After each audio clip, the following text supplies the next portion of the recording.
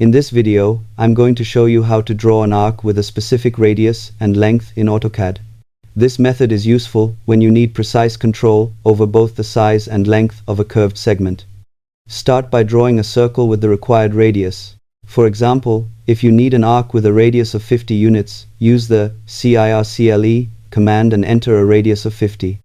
Next, draw a line through the center of the circle to divide it into two halves, creating a reference for the arc. Delete the portion of the circle you do not need so that only the desired arc segment remains. Then type lengthen in the command line and press enter. Choose the total option by typing T and press enter again. Enter the total arc length you want, such as 100 units, and then select the arc. AutoCAD will adjust the arc to match the specified length while maintaining its radius.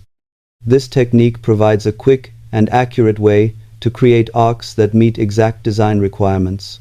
Thanks for watching and happy drafting in AutoCAD.